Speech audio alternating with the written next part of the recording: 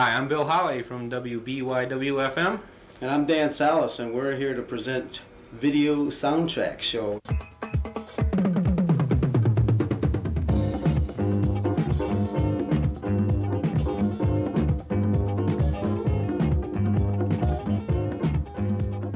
Hi, I'm Dan Salas, and this is Video Soundtracks. This program is going to feature West Michigan musicians and bands, just like Bill Holley features local bands on 89.9 WBYW every Tuesday night from 6 to 8 p.m.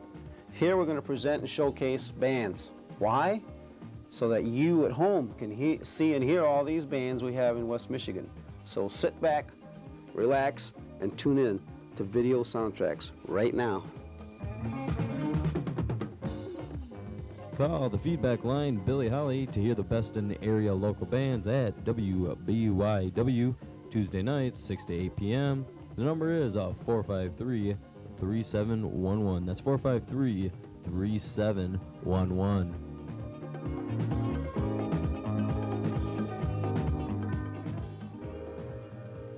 That's what it's all about, writing, creating, songwriting. Hopefully we'll come up with something that you're going to like to listen to or dance to.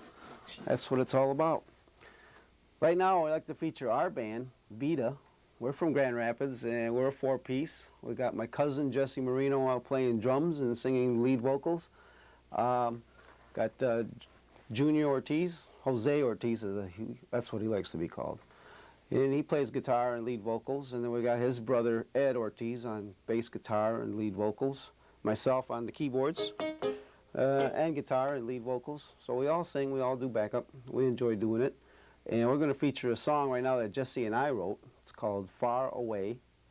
And keeping in mind, we're no Lennon and McCartney, but we try. And as Richard Marx always says, you got to write 100 bad songs before you finally hit that one that makes it. So here it is, Vita and Far Away. It goes like this.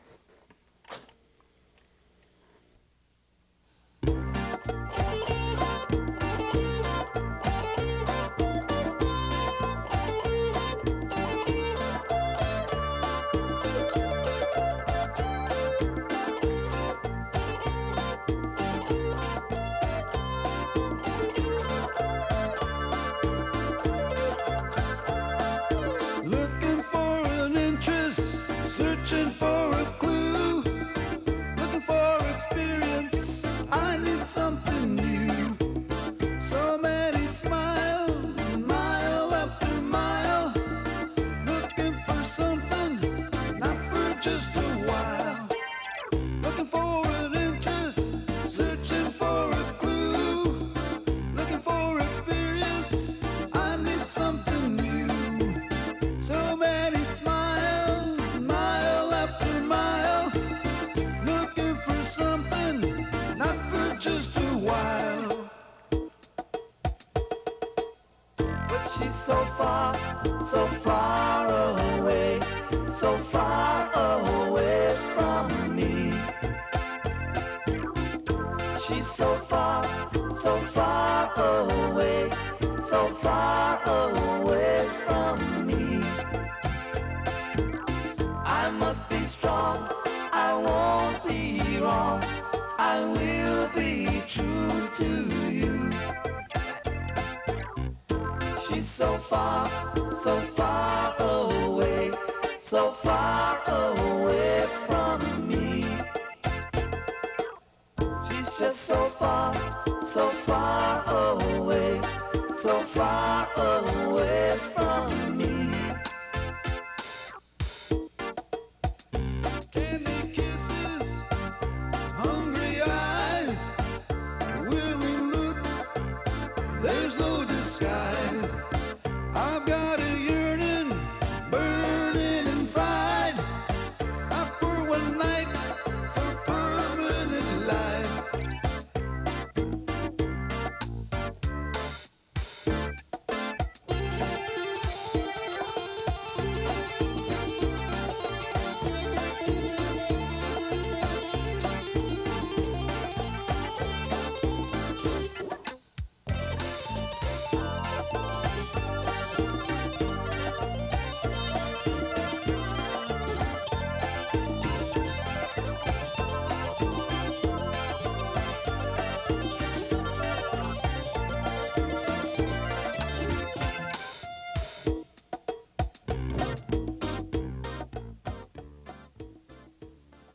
Well, what did you think?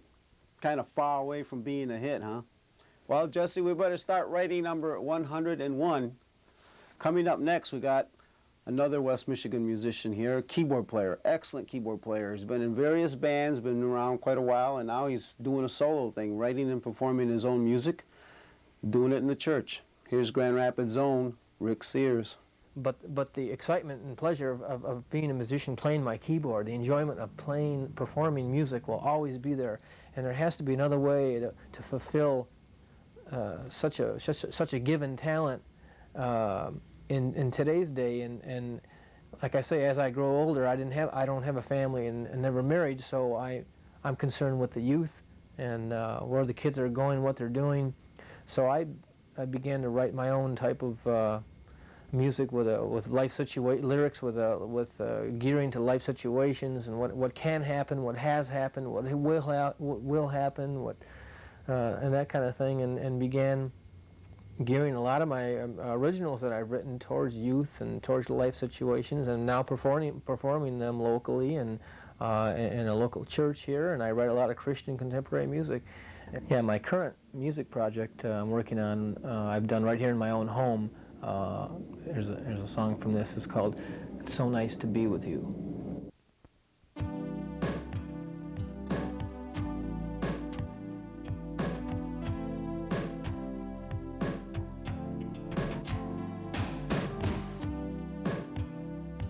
Oh, Jesus, my Lord, it's so nice to be with you, living every day, free to access you. It's so nice to be with you. I can feel him speaking to me. It's so nice to be with you. He never changes, living in me. It's so nice to be with you. Oh, Jesus, my Lord. Yes, I can, in the power of God. No, I can't, out on my own. I can respond to difficulties or just thank God that I am able to conquer. So nice to be with you.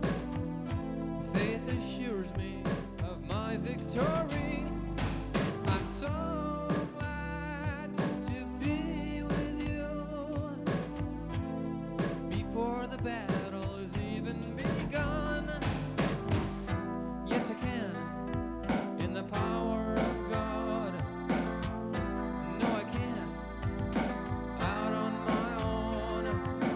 I can respond to difficulties or just thank God that I am able to conquer. So nice to be with you, living every day, free to access you. I'm so glad to be with you. I can feel him speaking to me. Oh, Jesus, oh, my Lord. Thank you, Lord. Thank you, Jesus.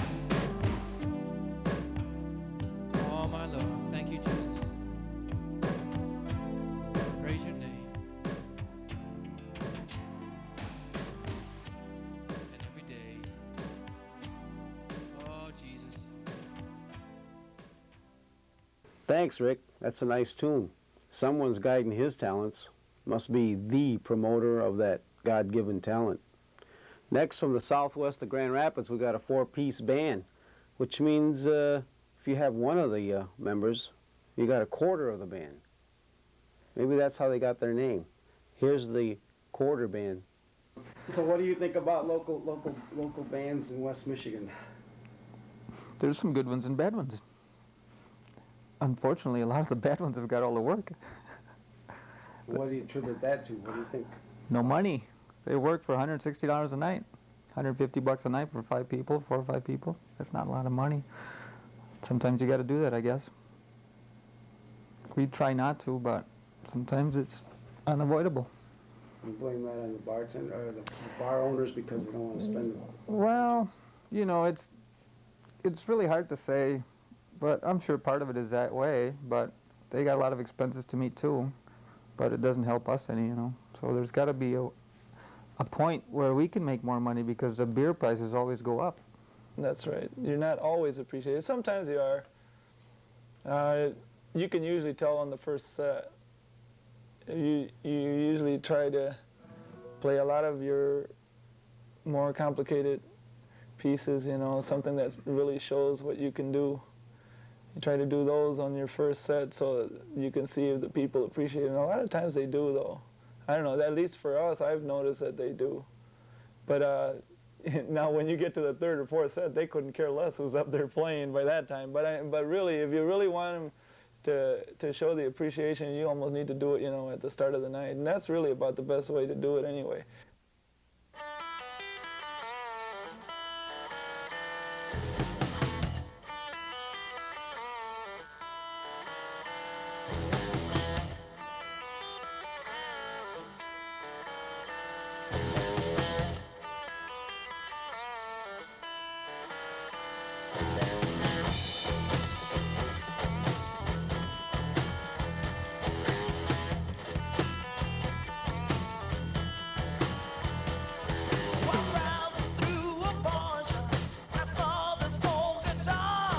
His keys were bent and rusty, his body's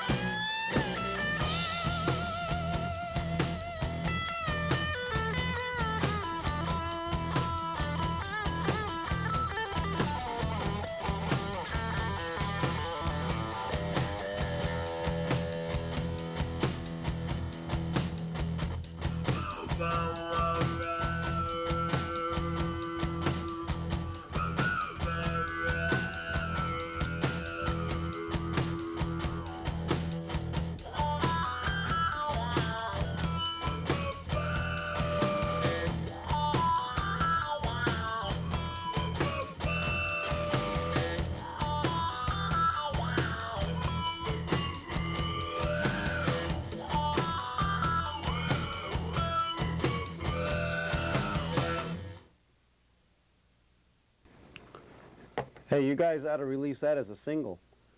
This song didn't give the guitar player a chance to really do his licks. You ought to hear this guy. I've heard him. He probably taught Satriani a lot of licks.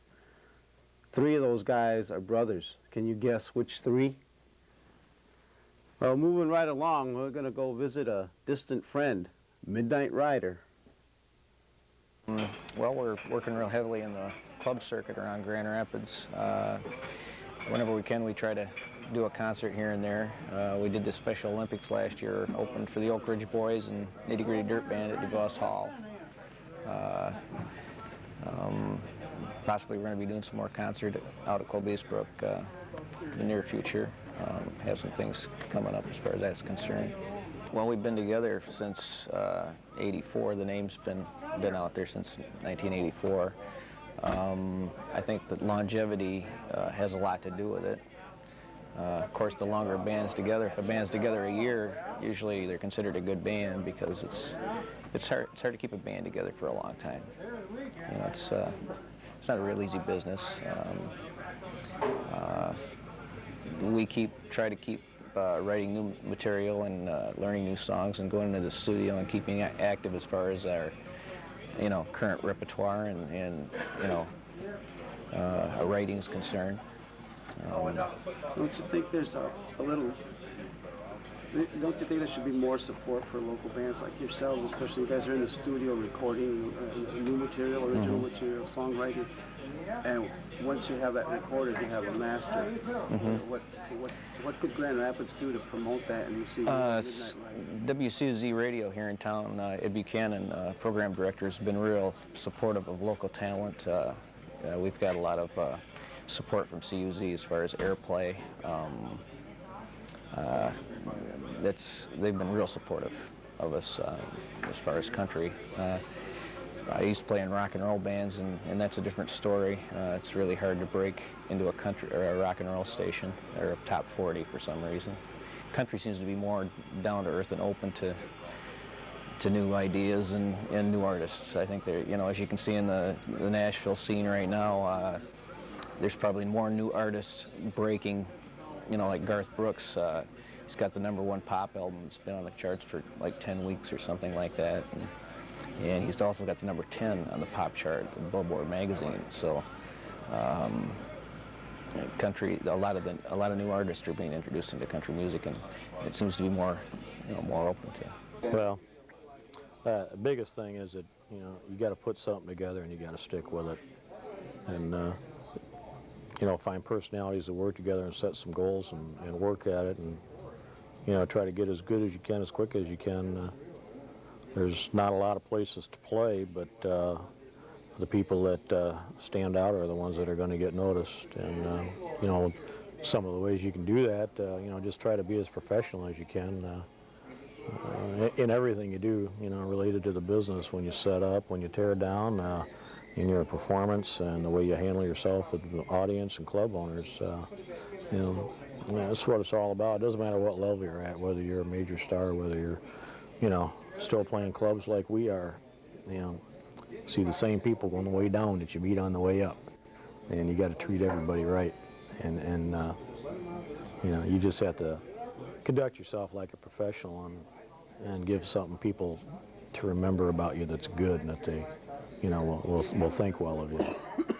And if you got all that together and the music's good, then you're going to succeed if you stick with it, at whatever level you decide you want to succeed at. This band and working with this band is pretty much the best group of guys I ever worked with, and we all get along great, and the crowds in the bar are a little different I'm used to, and I kind of like getting out. And some of the shows we did, I just never thought I'd ever be in a band that, you know, went as far as we have, as far as opened up for the main acts and things. And so the crowds do make a big difference, you know. I love the crowds. That's also a new experience for me, hearing the song on the radio, but really the video helped out a lot and got us going. For some of our shows and stuff, it's a good promo pusher, and big step for us. I think Distant Friend was a song that really pushed us over.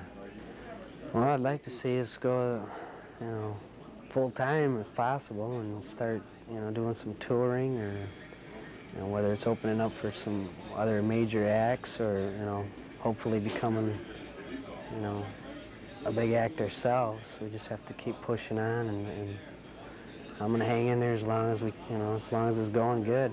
And we thought, you know, we rearranged it quite a bit and put harmonies in the beginning of it, and thought it was a catchy song in the first place, and played with it a little bit and kind of gave it our own slant. Where did you record your smoking? Out at Elbow Studios, yeah, here in Grand Rapids, out on Plainfield. So it's all locally done? Yeah. And the video was? That was shot at DeVos Hall. We did a concert at DeVos Hall about 2 years ago, I think it was, and had a bunch of footage shot there, and that's accumulation of the So footage. this video we're going to watch is totally West Michigan? Totally West Michigan. I still feel the past each time you touch me. Will the fire in your eyes never end? I'm so afraid our love may turn to ashes. Well, I still feel the shadow of your distant friend.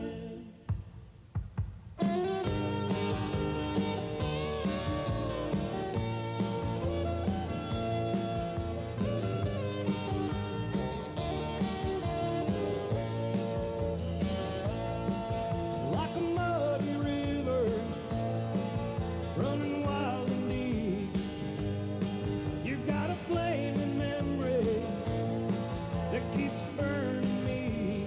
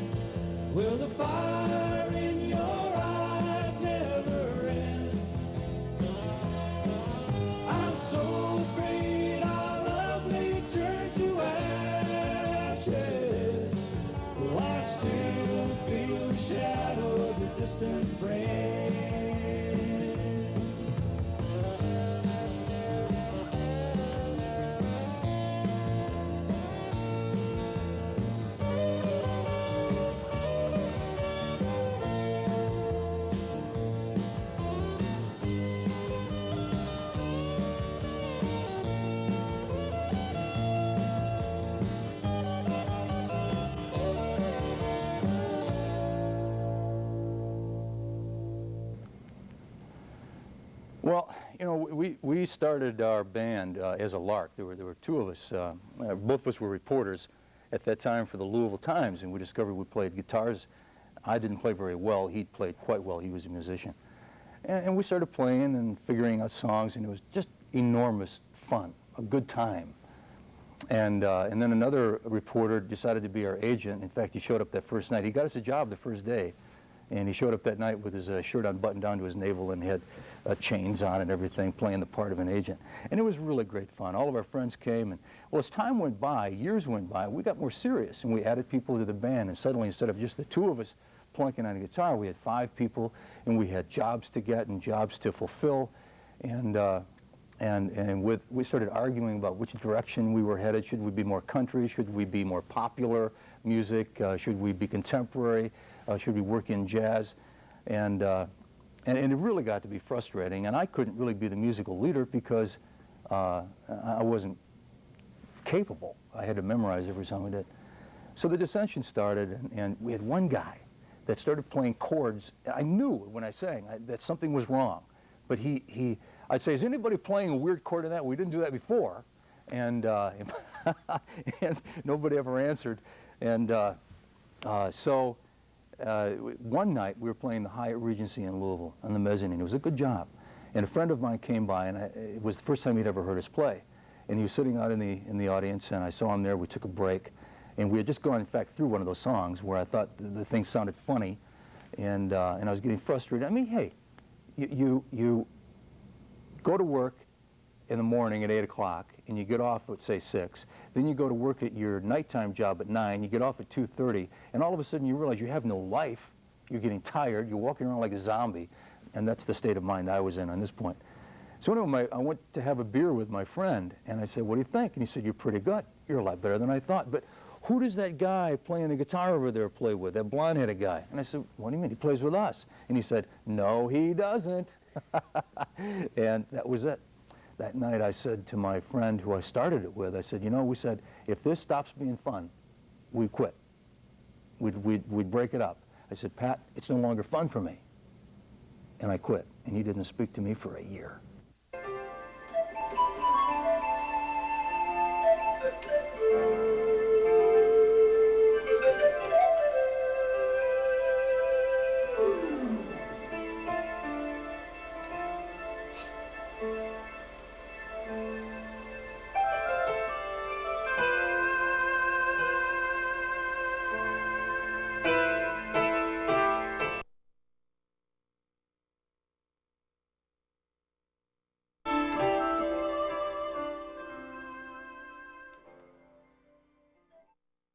In fact, all over the state.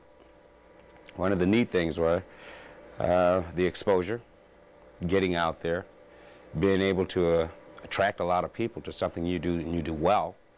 At least I feel I do it well. I've always had quite a crowd. They were always quite supportive. They were always the instigation, how I changed, how I evolved, how I took chances at new styles, different things, especially the youth. Even now so. Coming from that age in the 60s, coming through the 70s, there was such a revolution in music, such a political format to the basis of music. People made a lot of statements. They made a lot of accusations. They assumed a lot. No one really had answers. They just assumed a lot. Going through that transitional stage, it allowed me to see the world the way I felt about it. And I felt, in regards to the world, very musical. There was room for hatred, and there was room for anger, which I will not touch bases on, but music was able to sort of soften those spots, sort of a Band-Aid, if you consider it. Going through that period, I got the chance to go into my own head, my own mind. I got a chance to check a lot of different musicians, a lot of different scenes, and that evolved into rock, blues, jazz, reggae, funk, you name it. Reggae wasn't back then. It was in different countries, but it did exist. But I had no exposure to it until probably middle of 70s. My focus, as I said earlier, was the youth, a great deal in that. I look at the world today, and I look at a lot of the young bucks, if you choose that, the young buckettes, girls and boys. getting into the music scene. They're in a hurry to get a contract. They're in a hurry to have their music heard. And they're in a hurry to voice their opinion so loudly that it now turns political. For me now, it's how do I fit in a politically musical world? For me, I find it very simple. I'm a husband, 2 kids, got a dog, I guess you would say 3 kids, and I create music. And keyboards today have allowed me to give that creativity, that imagination in my mind more avenues. I'm able to now act as a drummer. I'm able to act as a bass player. And most certainly so, I'm able to act as a arranger, song arranger. And I'm able to save that information. I'm able to use it later. I don't have to cram everything in a jar. I'm now able to cram it in a great big pot that includes each and every one of us as musicians to tap and lend and borrow and need from each other. And to end the clause, where the youth comes in, is I'm curious and I'm anxious for them, because there's a world waiting for them, and they've got new powers with music. They've got new avenues. So what they can do now is they can take digital information that's on digital keyboards, and they can just go get a disc, and they can travel that disc between each other, and they can learn from each other. They can put it inside of a keyboard. A keyboard says, hey, I'm smart enough to take that information, put it in my brain, so that he can use my brain. Great. If you'd have told me 10 years ago that they'd have made a keyboard that can hold any kind of information, bass, drums, guitar, in fact, a mini recording studio, I'd have told you you're crazy. You're out of your mind. Let alone rap. You'd have told me 15 years ago I can make a living by talking. I would have done that. No mark against rap. It is an entity. It is a musical entity. It makes a difference. It makes an accepted difference, meaning we are going to new heights. We're going to new levels.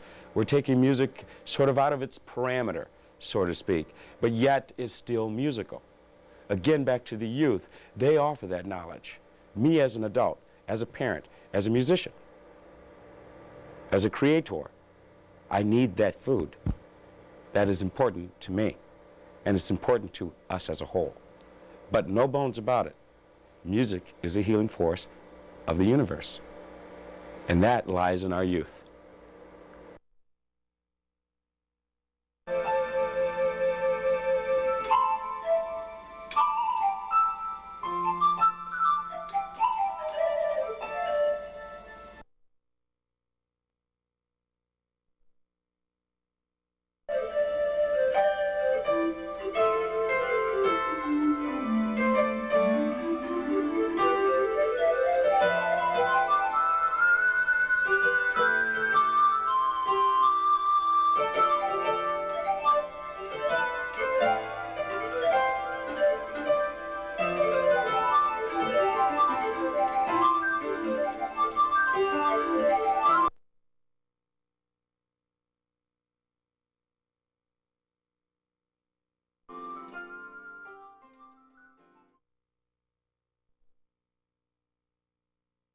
Oberheim's, our 26 synthesizers, things that enable us to make weird, complicated sounds that made us seem like we were the number ones.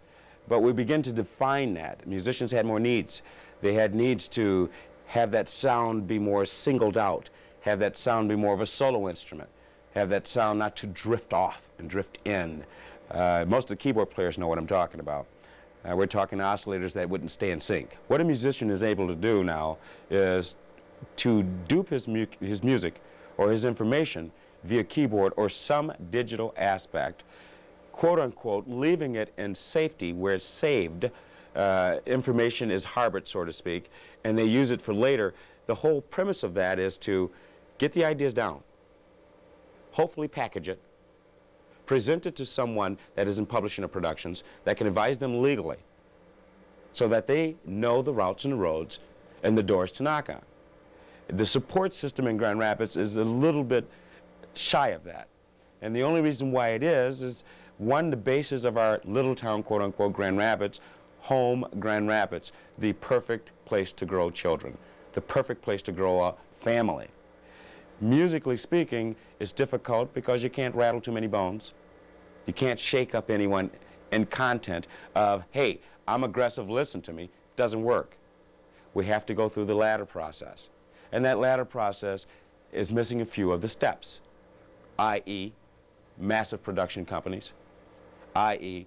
perfect recording companies, the liaison of advocacy so that one can talk to another, so that communications can be lined up. Here, you have to search outwards. You have to go out of the state. You're heard more that way. You've given more of a chance, and they're ready to receive you. That is the process of music in this industry in the state of Michigan. It is only simply lined up with, you have the ability to do it, you have the places to do it in, but you have not the support to follow it up with, because our city is not geared for that. Our state is not really geared for that. We're simply geared for, if you quote-unquote, exportation. We can send it out. It works fine. Oh, West Michigan Soundtracks is a hobby of mine because people in West Michigan are a hard sell. It's nationally known, any product, and especially music. And I think if they're just more aware of the talent that's in this area, that they'll just be out and support more often, period. I think per square inch there's more talent here than anywhere because audiences are such a hard sell. You have to do a little harder work in order to get there. And there's a lot of good bands here that are starving and shouldn't be. Take them somewhere else, you take them Chicago or Detroit and they'll be big time, I guarantee it. We've got two things working against us. One is the economy, the other is what do people go to the bar for? Entertainment isn't their first reason for going there. It's either getting away from something or to find something that they don't have where they are. And if there was a coffee shop atmosphere where talent could go to jam, and there's several jam sessions going on that people ought to be aware of, and they can see a lot of talent, and a lot of talent gets to get in there to show their wares. Just have to get a little more publicity, like Video Soundtrack or West Michigan Soundtrack. It's got to work. I think my early influence was Myron Florin from the Lawrence Welk Show. And then it evolved from there, you know. It went into some Chick Corea and some Herbie Hancock. You matured. Yeah, I matured from the... But that really got me started watching the Lawrence Welk Show every Sunday night at home at my parents' house, and I want one of those, Mom, you know. So on the other side of the coin, not picking a niche and going after that.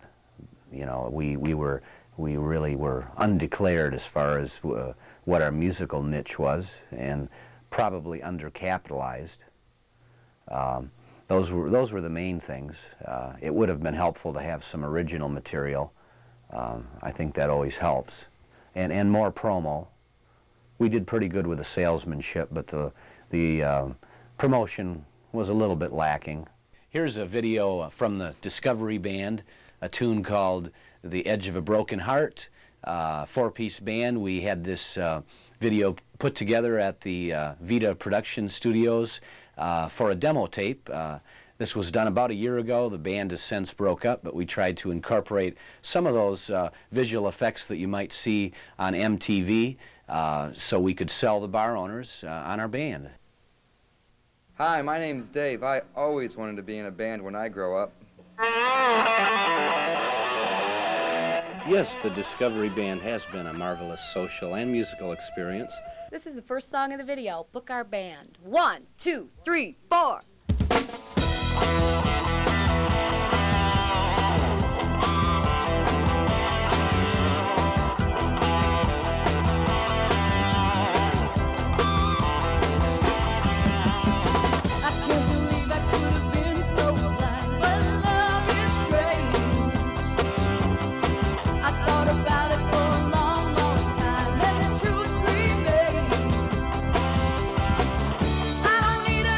Lonely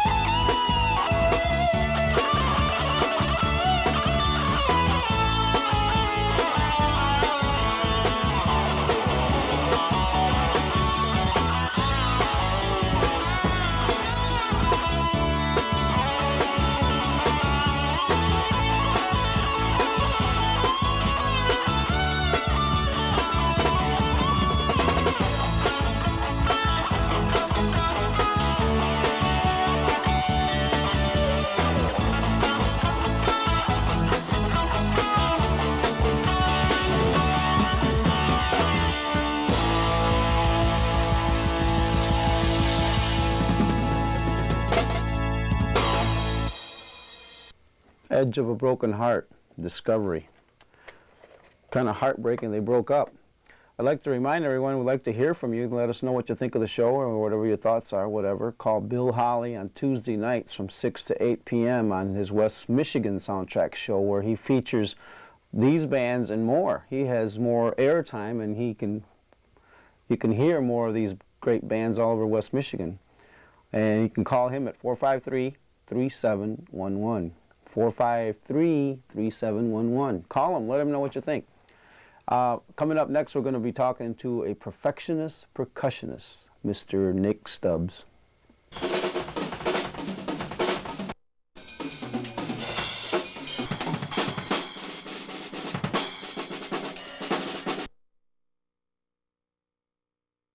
Musicians that are going to be, you know, playing where it's financially feasible to them, if they don't have the support at home, they're going to go out of town. They're going to go to places like larger cities and try to squeeze through, or they're going to go out of the country where audiences are a lot more receptive to different types of music and will pay a little bit better.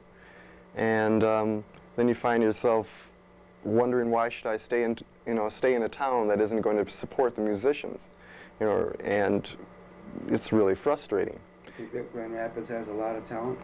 Grand Rapids has talent as good as anybody else, any other town. You know, and I've been to a lot of them. I've been to Canada, I've been all over the United States playing. And Grand Rapids has musicians that are just as good. You know, a lot of them are under rocks. A lot of them do a lot of studying or stay in basements, you know, because they know they can't perform their music anywhere live because they're not playing quote-unquote top 40 music. They're not playing mainstream music. They're playing specialized music, but they find themselves having no place to play. They stay down in their basement and do it for their own enjoyment, you know, and then that alienates, you know, a mass public that would love it if they get a chance to hear it. But unfortunately, there's no place in town that will play or let musicians of that caliber play. Radio is a powerful tool for a musician. It's a gigantic tool. It's a gigantic tool. But then I've noticed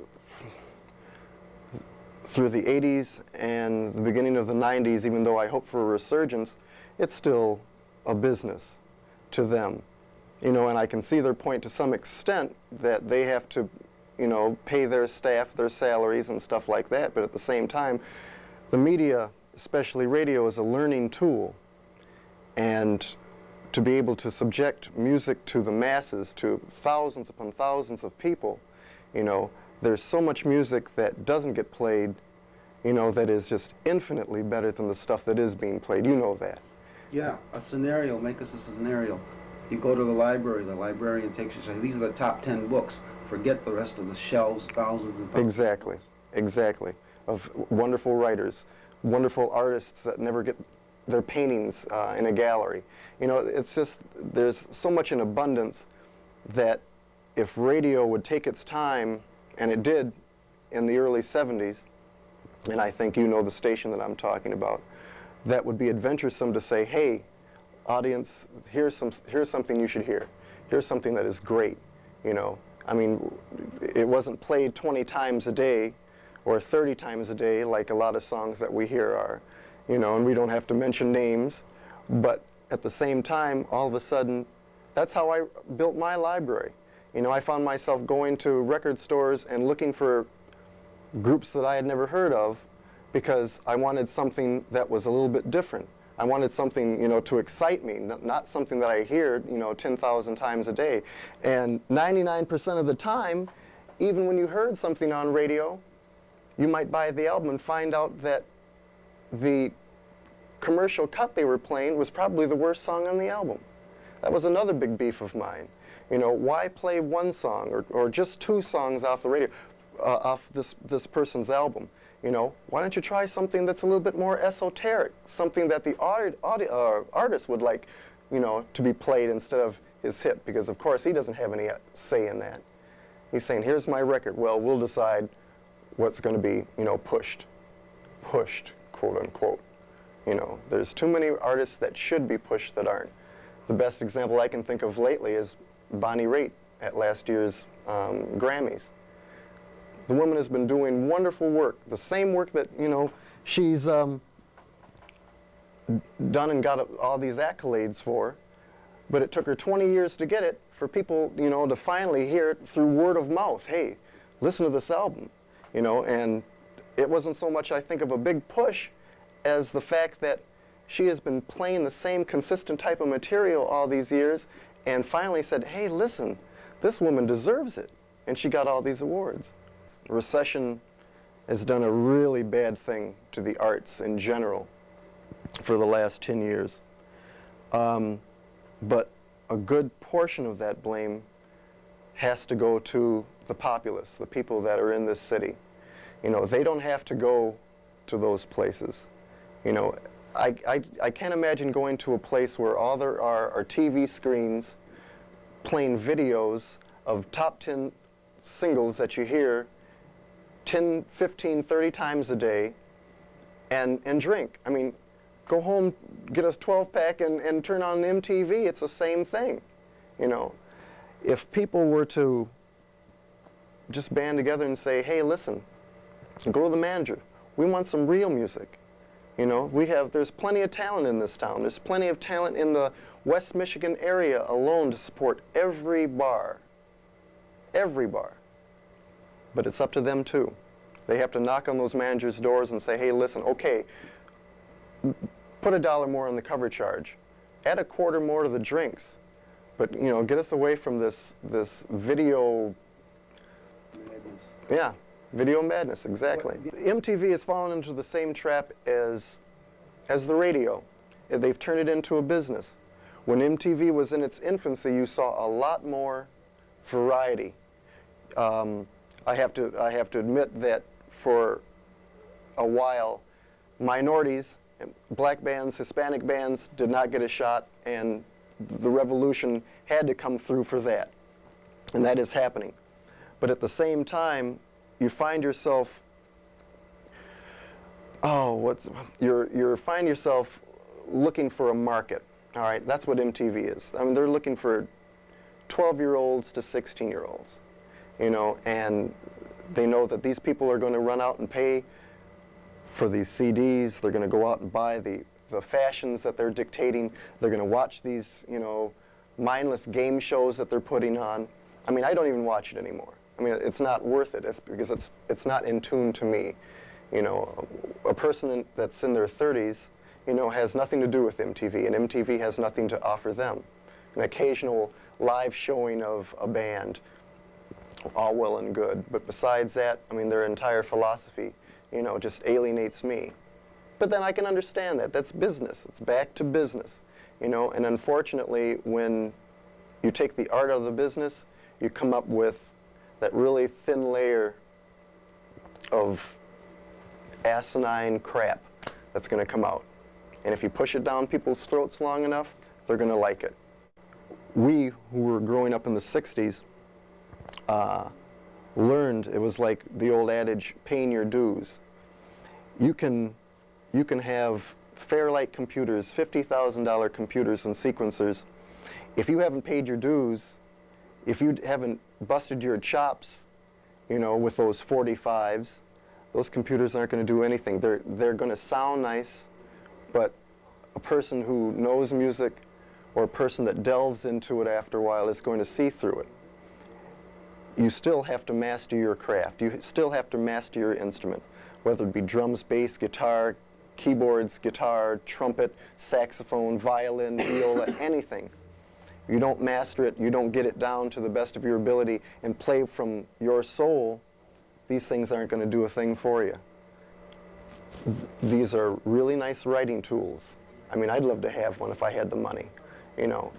But at the same time, I would do a Miles Davis approach to it and just write down little sections for each rhythm section or each musician and say, this is what I hear in my head, go with it and have fun with it. And then that's where the magic begins. We ended up going on the road, partially because there was only a couple of places around here that you could work.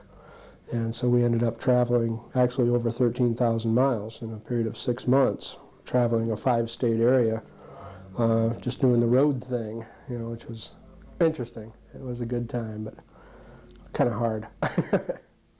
Right now I have a group together called Metro, which is doing essentially wedding receptions, private parties, that type of thing, which is a very good circuit to be in. We've chosen not to play bars, basically because of the fact we've all done it for several years, and we wanted a different format to work in. And I guess basically the way I feel about it now is I would like to see some sort of a format here in Grand Rapids where people could work, musicians that don't want to work bars, for whatever reason that may be, and also possibly younger musicians who are not able. I would like to see a format for them where they could get paid to play somewhere where families could come and hear them, a showcase situation or whatever the case may be, for a lot of different styles, not one particular style, but there's a lot of different musicians in this town who elect not to play the bar circuit, and people want to go out and hear them, and there's nowhere for them to go, unless they want to do something like festival, which is a great thing. It's a great idea, but there's, you know, it's not something you can do on a regular basis. It happens once a year, and there's not a lot of money, exactly. There's not a lot of money involved. And I think it's unfortunate that is not some format in Grand Rapids where these people could play and be able to be in a situation where they could get paid as good as some of the other musicians do who choose to do the other routes. So I would like, personally, that's what I would like to see. There was a thing out in Belding for a while called the Classic Country Museum, and that was basically the format they were going at. They were never able to really get it off the ground. There wasn't enough support for it. It was a country format, and there wasn't enough happening to really get it going to the point where the bands... What were they doing there when they were presenting the bands? Well, they had, it was really kind of nice. What they did was they had a local broadcasting outfit come out, and they would tape the bands each Saturday night, and they would broadcast it over local television deal. And bands would come out, and it was a family format. In other words, their idea being, there are a lot of people out there that wanted to hear country bands who did not necessarily want to go to one of the local bars to hear them because they didn't want to leave their kids home, whatever the case may be. So they would run the bands from 9 to 1, or excuse me, from 8 to midnight. And it would work out real well because then the parents the next day would be maybe talking about something that the band did or said, and the kids could relate to it because they had been there also. It wasn't mom and dad talking about all the fun they had on Saturday night and the kids are sitting there going, gee, what are you talking about? Local bands are never given the same respect or never given the same situations as out-of-state bands or out-of-town bands. For some reason, there's this attitude that if it's a local band, they can't be as good as a band that's from another city. And it's crazy. It's insane because, a good example, when we were on the road, we were playing in Waukegan, Illinois, and we were billed as a band from Grand Rapids, Michigan. You know, in Waukegan, everybody goes, oh, there's a band from over across the water, you know, let's go see what they're all about. And I got to talking with some people, and they were talking about some of the local groups, and it was the same things you hear here. Well, yeah, I saw those guys, I saw these guys, I saw those guys, but well, you guys are from out of town. It's automatically, the attitude is you must be better if you're from out of town, when in all essence that is not the truth. That is definitely not the truth. And I think it's a matter of re-education. I think people have to be able to see these bands, and the bands need some way of getting all this out. That's why what you're doing here is fantastic, because it's going to give these bands an opportunity to be able to be heard, be able to be seen. There's groups that, especially working here at the music store, you know, you hear all these different band names, and you put names with the faces and everything because they come in here all the time, but you never see all the guys working together. What are you going to do? I mean, you're going to ask, you're going to talk with me? Yeah. And I'm answering these questions. And what if I don't have an answer? I'm looking for experience. Wait. PR. And that concludes this edition of Video Soundtracks. Be sure and tune in to West Michigan Soundtracks, WBYW-FM 89.9. He's on the radio. Every Tuesday night you can hear some more of these local bands performing their music on the radio with Bill Holly. And I'd like to thank everybody at WCET, Julie Heiss, Alan Dodds, and Todd, I forgot your last name, for helping me out getting this show put together and everything. Letting me in at all hours to do all this work. And I'd like to thank everybody that was on the show to accommodating me and my scheduling and their scheduling to do the interviews and do the performances and what have you. I'd like to thank everybody. Bill? And I'd like to thank Dan Salas for all the efforts he's put into this project. Support your local bands. Here's a video. We did a video of the take 3, 2. Musician here. Take 3. You did a good job editing it for us, by the way. I love your work you did for us. Hi, we're Midnight Rider. We invite you to watch. Leave enough room on the ends to. We got dead air on the radio. Dead air on the radio.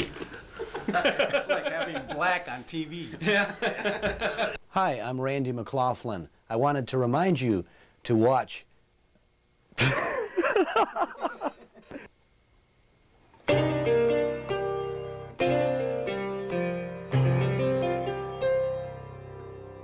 Hi, I'm Randy McLaughlin. Just wanted to remind you to watch Video Soundtracks. It's a show about West Michigan musicians and local bands.